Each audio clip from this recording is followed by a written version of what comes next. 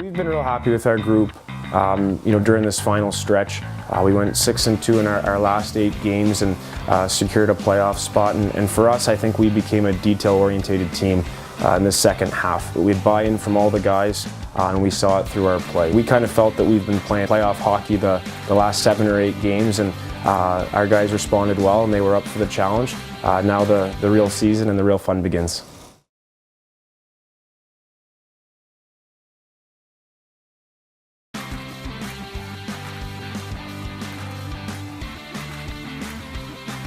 Doesn't matter what venue or what city you play in. Even though we're on the road and we're at Mattamy, we're playing in the city of Toronto. So you can say it's a home game, but for us it's the playoffs. Doesn't matter where we play, we'll be up and excited to start the series. It's definitely an intense rivalry. It's, our crosstown rival. They have the best power play in the league. They're the highest scoring team in the OUA West. So we have to make sure that we continue to defend well. We've had some guys really step up in the second half. Joe Manchurik and Nathan Hudgen have both come back from injuries and played real well. Justin Brand has played really well on the back end as well for us. Matt Campagna has had some big games down the stretch, and Alex Bishop as well is someone we've leaned on. So I think those are guys that we're going to continue to expect to lead the way. David Thompson's another forward for us who's been an offensive contributor all year. So I think those are the guys we're going to lean on heavily. And at the same time, it's a team game. So we kind of need all 20 guys each and every night that are going in the lineup to be at their best. Bish has been huge for us. I think at the start of the year it took him a little while to transition to the league and to being a student athlete. But Bish, going back to kind of the second part of the first half, and obviously after Christmas, he's been a rock and been real steady in the net for us. He's playing with confidence, gives us a chance to win every night. We're familiar with their group. They're a real high-skilled team. I would say we're a team that has to defend well to be at our best against them, and so usually when you have two opposites, that it makes for a real good matchup. Good evening, everyone, and welcome inside historic Maple Leaf Gardens in downtown Toronto, where tonight 2 crosstown rivals will face off in both of their first attempts at the quest for the Queen's Cup. Key in this game, both goalies have had hot stretches this year. Hildelay accidentally hands it over to Atchison. Harvey fumbles it, shot by Jared Walsh, but a nice glove save by Alex Bishop. Lavoie walking in, Wallace takes the shot, Taylor Dupuis just able to glove it, net is open, and it's Aiden Wallace, or rather it's Kevin Lavoie that opens the scoring for U of T on a beautiful play. Marcus Hines finding the puck, he drops it back to Matt Mistoli, who has a little bit of room, he takes the shot, goes far down on Alex Bishop. Comes Ryan Kirkup with a fancy move. Taylor Dupuis able to get the leg out. Real nice job defensively by U of T, collapsing in on Matt Santos there. Shot there, huge save. Now he hands it back to Walsh. Something Mistley hasn't had a lot of. Walsh fumbles though, Thompson with the puck, he hands it over, and Lavoie scores!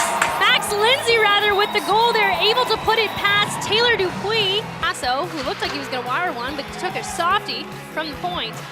Down to Hayden McCool. It was Kevin Lett that set it up, and we're all knotted up at 2. By himself is Devin Paliani. He'll come in. He's bodied off the puck, though. Basso will look to go for a skate. He does. He wires one in on Alex Bishop, and that's deflected wide, and that'll do it, Pete. We're going to overtime in the first game of this best-of-3 series. With it, though, and it's Aiden Wallace, who deeks around Marcus Hines, delays, takes a shot. Basso steps in. He holds the line, looking for the rebound. Steve Harlan hands it over to Alex Basso. It's David Miller with the open net, but he's unable to put it home. Managed to avoid U of T's top D pairing this shift. Mistoli curls around and he'll put it home, winning it for Ryerson in overtime. Game 1, I thought we had a really good first period. I thought we played well. I thought we carried the play. I think as the game went on at the second period, we had a bit of a lapse there, and we got outplayed in that period. I thought late in the third and in overtime we were hesitant and just kind of didn't play at the standard we needed to be at. And then a couple breakdowns and lost a tough one in overtime in game one. So, we did some good things in that game, and at times we carried the play, but not the full, complete effort we needed to win that game. Sometimes just when you can't break the puck out as clean as maybe you have been earlier in the game, a lot of times you spend more time in your end.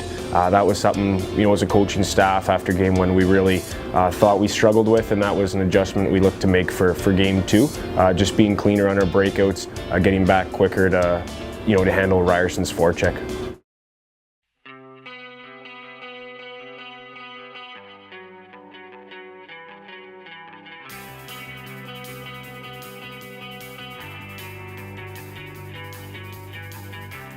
#1 team, another number in the OUA, and then number 8 ranked. So just come out strong, I think, here in the first period, make a statement to jump off of the momentum they had in game one. Fellows intercepts the pass it to Leth, who rings it off the post. Leslie, Willie Paul, pad save by Dupuis. Lindsay on the forecheck, gets it, and cannot get the wraparound. The captain, Aiden Wallace, with a 2-on-1 here with Matt Campagna. He shoots it, he scores! The captain, Aiden Wallace. A rough up along the backside boards, but why not? This is playoff hockey. Shoemaker shoots, and it is tipped in front, and this game is all even. Thompson with a strip, 2-on-1 here. Thompson scores! What a beautiful feed. They'll exchange some words, but these teams will both now, and a few more words exchanged, a little pushing and shoving going on here. Basso kicks it out to Mistelli. Mistelli comes in, fires, and it is tipped in. Thompson and Paliani to take the draw. Thompson to Hudgen. Hudgen out to Willie Paul, the D-man, shoots it in front of a crowd. And what a save. Keeping this game tied at 2. McCool and Kirk up on the draw. And it is Matt Santos who rips it home. 2-on-1 here. Pass over to left. What a save once again. Paul, defenseman, is tripped up, and there will be a penalty. Campagna fires, almost tipped. Hudgen to Thompson. Thompson's tripped up, and we'll get a 5-on-3 here. Wow.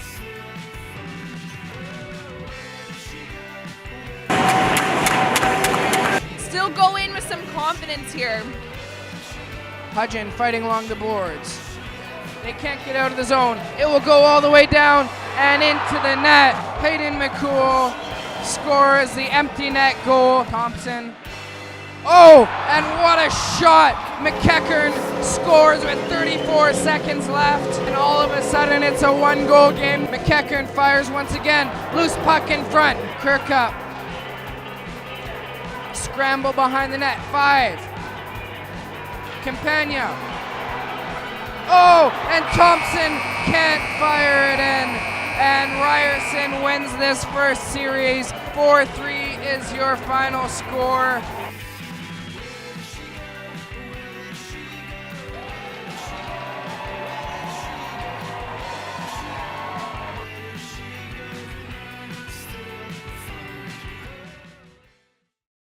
We knew coming in, we beat them in the season series 2-1, so we knew we had a good chance against them. Even listen to some of their guys, they were pretty, intimidated to play us because we did beat them 2-1 in the season series. But I had a feeling both games were going to be close, and they got a good team over there, and we gave them a good run. And 2 1-goal games in a best 2 out of 3 playoff series. I think the second game we outshot them too, and we were so close towards the end. But it happens. But I think.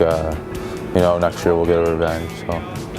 Yeah, in those last couple of minutes there, being up on a 2-man advantage, we knew we needed a couple goals to make it close, and so shots to net were huge, making sure we were clean on our entries, just urgency and desperation, and obviously the empty netter was a tough one to give up, especially since we scored a little while after to bring it within 1 goal again. Our group had been through a lot this year, and then obviously a really exciting second half with that strong push. I mean, coaches, players, everyone was heartbroken. There's not much to say at those times. The most important thing is that you're with each other. We were proud of our guys as coaches, and the guys have nothing to hang their heads about. Towards the end of the season, I think we won our 6 of our last 8, so it just shows that how hard we wanted it towards the end of the season when we were pushing for that playoff spot. And like I'd say, I guess one of the highlights is making the playoffs, because we did lose 9 in a row, and then we came back and we won 6 of 8, and everyone was playing great, and we snuck in that 8th spot. And I mean, that Ryerson series was really close. I mean, it could have went either way. So, like Kirky coming in, playing D, sacrificing his sort of role and position of being like one of our top face-off guys and centerman. He really didn't care of helping the team out in whatever way possible, and that's the kind of character and person he is. That's the rough goal we had, is having a forward, a centerman play D, and we were kind of doing okay with him, to be honest. So all respects to him. He's a team guy first, team everything. And I think that's how we started getting momentum. Is I think leadership like that just shows that you have to put yourself second and the team first, no matter what the coach asks. And he took it with everything, I guess, positivity, especially him being his roommate, and me being there every day. He actually loved it. He didn't care. He was having fun, and he did what he had to do for the team, and we're thankful for that. I mean, I never played with a group of graduating guys that are like that, that close together. They were all like, they welcomed all the first guys in, and they took them under their wing, and guys like Wally, Kirky, Linz, Camper, they're all great guys, and it's good. Sad to see them go, but I wish them all the success in the future too. We're all best buddies. I mean, it's pretty crazy how close we are. Everyone, even just me as a 4th year guy, even how close I am with some of the 1st year guys too. So it's pretty special. I've never been on a team that's so close, honestly, in my life, and everyone's so friendly, open arms, and yeah, we're definitely good buddies, especially me and this guy. So it's been a fun 4 years, that's for sure. Yeah, I think everybody says, why don't I ever go home from your place every time I hang out? You should be paying rent. Kirky and Linz both live with each other, and I kind of live out by myself and with my girlfriend as well. But when she's not there, and I just want to hang out, I'm always at their house nonstop. And you have all the teammates always picking at me, saying, "Camper, don't you have a home or something? Like, why are you there? Like, stop bothering these guys." And it's just the bond and the trust and the friendship that we've created. And every time we look at each other, we just laugh, or playing video games, or study, or we just trying to do what we can as a athlete / student. Because one day I might not see this guy every day like I am now, and I'll definitely miss that. Having such a close friend and then not being able to see him every day, I kind of want to experience that as long as I can, or see that as long as I can. And then when we look down the road, when we just see each other randomly, it's like where we just left off from being here. So I mean, that's something I'm gonna miss for sure. Our first year, we kind of almost beat Western in the second round. We were 8th place, beat the 1st place team, almost beat the 2nd place team. We lost in overtime, so close. 1 goal away. 1 goal away, yeah. And and then the 2nd and 3rd year were tough.